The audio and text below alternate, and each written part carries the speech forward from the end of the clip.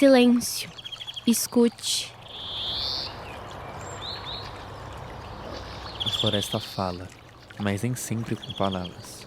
Às vezes, sussurra em forma de lenda.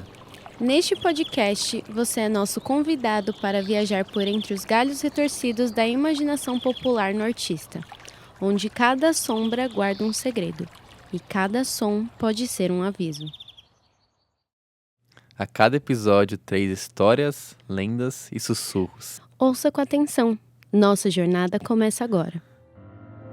Sussurros da floresta. Sussurros da floresta.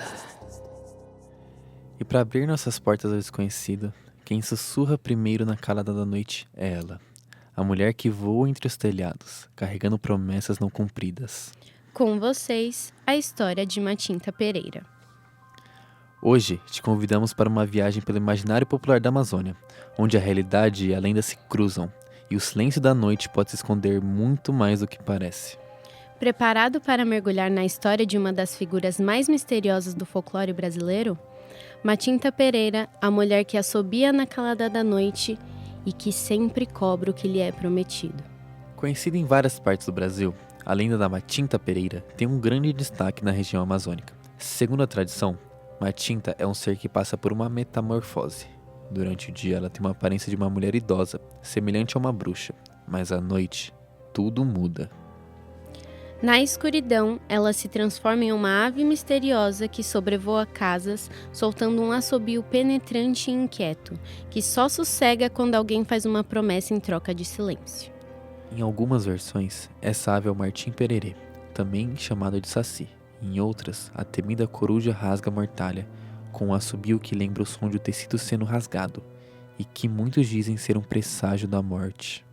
Existem várias versões sobre a origem da temida bruxa. Uma das mais conhecidas diz que essa maldição é hereditária, passada de mãe para filha como um fardo. Outras versões falam em punição por pecados ou crimes cometidos, seja pela própria pessoa ou por alguém de sua família. E tem uma versão que arrepia só de pensar, em que a Matinta aparece gritando na noite. Quem quer? Quem quer? E quem, por curiosidade ou brincadeira, responde "eu quero", acaba herdando o destino e o peso de se tornar a enigmática Matinta Pereira. Enfim, independente da origem, o elemento mais marcante de toda essa história é o assobio. À noite, enquanto ela atormenta com seu barulho, é preciso fazer uma promessa, para que assim ela parta para a próxima casa. Pode ser fumo, café, pão, cachaça, o que importa é prometer. E mais importante do que tudo isso é cumprir. Relatos dizem que basta dizer algo como "Matinta, vem amanhã que eu lhe entregarei o seu fumo", ou qualquer outro presente prometido. No dia seguinte, ela aparece em sua forma humana, exigindo o que foi prometido. E se não receber? Bom, dizem que basta esperar o que a querida misteriosa pode lançar sobre você. Desde uma maldição terrível, trazendo doenças, tormentos e, no pior dos casos, até a morte. Eu que não arriscaria um calote nessa bruxa, deixaria até minha casa. Mas, se você está achando tudo isso apenas uma historinha para dormir contada na região do norte, saiba que um dia comum na vida do CLT, a dona Matinta resolveu dar um alô. Há um tempinho atrás, lá em Belém, rolou uma história de uma mulher e um colega de trabalho que estavam conversando durante o expediente em uma loja de roupas. De repente, ouviram um assobio vindo da rua. O colega, meio em tom de piada, soltou: "É a Matinta." A mulher entrou na brincadeira e respondeu: "Então diz pra ela vir tomar um café." No dia seguinte, tudo parecia normal. A mulher estava no balcão, de frente para a rua, quando uma colega se aproximou e disse: "Tem uma senhora lá fora te procurando." Nessa hora, você repensa todos os erros cometidos em seus anos de vida, né? Mas a mulher só olhou de longe, não reconheceu e pediu para a colega atender. Só que a senhora fez questão de falar com ela e chamou-a pelo nome. Quando a mulher resolveu receber a visita, a senhora encarou até sua alma e disse que aguardaria pelo café que lhe foi oferecido. Assim, durante seu expediente, a mulher ficou gelada de tanto choque e pediu para que sua colega fosse preparar o café, e recebeu um: "Você ofereceu, você que faça." E lá foi ela. Preparou o café, serviu a senhora enquanto era fixamente encarada até seu último gole. Logo depois, recusou mais coisas que a ofereceram, agradeceu e, antes de sumir na multidão da rua, ficou novamente encarando a moça que lhe prometeu o café. Depois dessa, a mulher nunca mais fez uma piada com qualquer lenda, e deve até ter pegado um trauma de ver um café na sua frente. No Amazonas, dizem que para se proteger dessa ave perseguidora, deve-se colocar folhas e frutos de pinhão roxo nas portas e janelas. Essa planta tem uma substância grudenta e tóxica, que, segundo a tradição, consegue afugentar Matinta, que é mais do que apenas uma lenda assustadora, representa o medo do desconhecido, o peso da palavra dada e a força da tradição que sobrevive até hoje. E se em alguma noite você ouvir um assobio estranho pela janela, não brinque e nem diga eu quero. Se caso prometer alguma coisa, cumpra. Obrigado por nos acompanhar nessa primeira jornada pelos tetos amazônicos. Na próxima travessia, mergulharemos sobre as águas encantadas do rio, onde um chapéu branco e um sorriso misterioso podem esconder muito mais do que parece. Até lá, cuidado com o que promete ao escuro. Das profundezas do rio vem o próximo sussurro. Ele encanta, seduz e depois desaparece como a neblina da madrugada. Prepare-se para mergulhar nessa história. Vamos atravessar as margens calmas dos rios da Amazônia, onde as águas escondem muito mais do que peixes, plantas e segredos antigos. Elas escondem olhos atentos, um sorriso disfarçado e um chapéu branco que brilha sob o luar. Sim, estamos falando dele, o boto cor-de-rosa. No imaginário do povo ribeirinho, o boto é um ser encantado, um golfinho de água doce que nas noites de festa, de São João ou de lua cheia, abandona o seu corpo animal e assume a forma de um homem bonito, charmoso e impossível de resistir. Vestido de branco, impecável, sempre com um chapéu que nunca tira da cabeça. Ele chega dançando, rindo e flertando. Mas o que parece um encontro encantador logo se transforma em mistério. O homem desaparece ao amanhecer. E, semanas depois, a moça que dançou com ele se descobre grávida. Dizem que o chapéu serve para esconder o segredo, a respiração do boto. Ou, em outras versões, o buraco por onde ele precisa respirar quando volta à forma animal. E muitos acreditam que ele só aparece para seduzir e sumir, deixando para trás apenas dúvidas, um coração partido ou uma criança sem pai. Há quem diga que o boto protege a floresta, que é um espírito da natureza. Há quem diga que é uma maldição. Mas, independente da versão, a história se repete geração após geração. E se você acha que isso é só superstição, escute essa.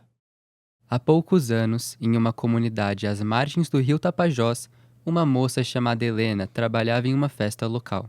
Entre bandeirolas coloridas e o cheiro de milho cozido, apareceu um homem elegante. Ninguém o conhecia. Era educado, galante, dançava com graça e não tirava os olhos dela.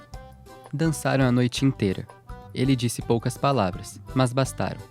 E quando a festa acabou, ele a beijou e desapareceu. Na manhã seguinte, ninguém mais o viu. Ninguém soube de onde ele veio, nem para onde foi. Meses depois, Helena revelou estar grávida. Quando perguntavam quem era o pai, ela só dizia uma coisa: ele veio do rio. O boto cor-de-rosa é mais do que uma lenda. É uma metáfora viva das ausências, dos amores passageiros e das promessas feitas ao luar. Para alguns, um galanteador sobrenatural. Para outros, uma forma de explicar o inexplicável. Mas uma coisa é certa: onde há silêncio à beira do rio, há sussurros. E eles podem estar chamando por você. Obrigado por mergulhar conosco nessa segunda história. Na próxima travessia, seguiremos os rastros no mato, as pegadas invertidas e um protetor nada comum da floresta. Até lá, e cuidado com quem você convida para dançar. Agora, saímos das águas do rio e seguimos pela mata densa, onde o chão parece se mover e as árvores sussurram advertência. Entre sombras e ecos, existe uma criatura que protege a floresta e prega peças nos desavisados que se atrevem a perturbar seu território. Com vocês, a história do Curupira, o protetor das matas. e o mestre das pegadas invertidas. Preparados para se perder na mata seguindo pegadas que andam ao contrário? Então respira fundo, porque nessa história entraremos no coração da floresta amazônica para conhecer o ser que assovia no escuro, protege cada árvore com braveza e confunde até o mais experiente dos caçadores. Bem-vindos a mais uma história do nosso podcast sobre o folclore amazônico. Com ele, o implacável guardião da floresta, o Curupira. Uma das figuras mais antigas do folclore brasileiro, pequeno como uma criança, com os cabelos vermelhos como o fogo e os pés virados para trás. O Curupira assombra qualquer um que entre na mata com más intenções. A mira do pequeno de cabelo de fogo são os destruidores, caçadores por esporte, madeireiros ilegais, garimpeiros e todos que não respeitam o equilíbrio natural. Seu poder vai além da aparência estranha. O Curupira é conhecido por ter uma força sobrenatural e uma inteligência aguçada. Ele prega peças em quem se aventura pela mata. Pode se disfarçar de animal, assobiar sem parar e deixar qualquer um desnorteado no meio do mato. Sua lenda conta com relatos inexplicáveis, como o desaparecimento de caçadores e de pessoas que simplesmente esquecem o caminho de volta. É como se a floresta os engolisse. E reza a lenda que, se você ouviu seu assovio, é bom saber que ele vem de nenhum lugar, ou de todos os lados ao mesmo tempo. Porém, o pequeno vingativo tem seu ponto fraco, a curiosidade. Para escapar de suas armadilhas, é preciso fazer um novelo com cipó e esconder bem a ponta. Muito curioso, ele se distrai tentando desfazer o enigma. E a pessoa consegue fugir enquanto ele se ocupa com isso. Mas, até fazer tudo isso, é bom não se desnortear com os truques que o atrevido pode bolar.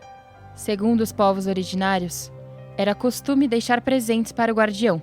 Além de ser considerado vingativo, era também um protetor justo. Recebia agrados como fumo, penas e cachaça, numa tentativa de acalmá-lo ou pedir proteção. E essa tradição é antiga mesmo. Registros como este vieram de ninguém menos que José de Anchieta, que lá no século XVI escreveu que os indígenas acreditavam num demônio da mata que castigava quem não respeitava a natureza.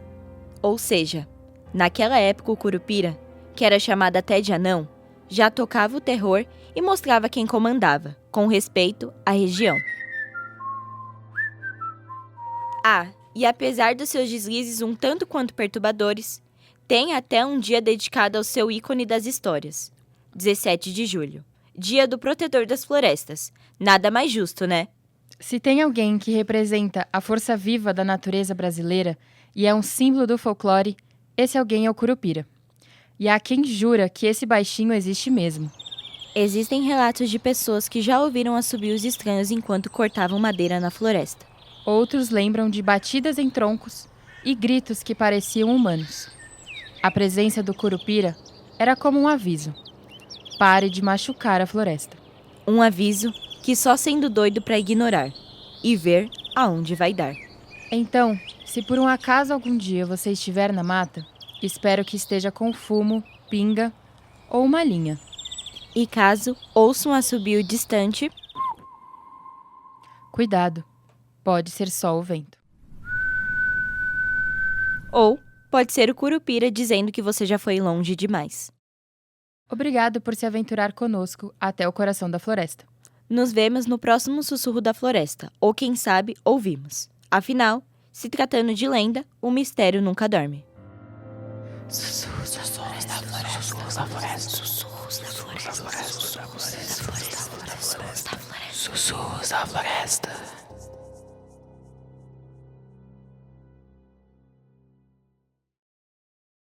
Nas vozes de Bruno Carvalho, Gabriela Emetéria, Luísa Serafim, Marco Antônio Silva, Mariana Picciarelli e Tiago Tomás. Direção: Guilherme Miyagi. Produção: Nicole Mota. Roteiro: Beatriz de Almeida e Evelyn Carvalho. Edição de áudio: Bruno Carvalho.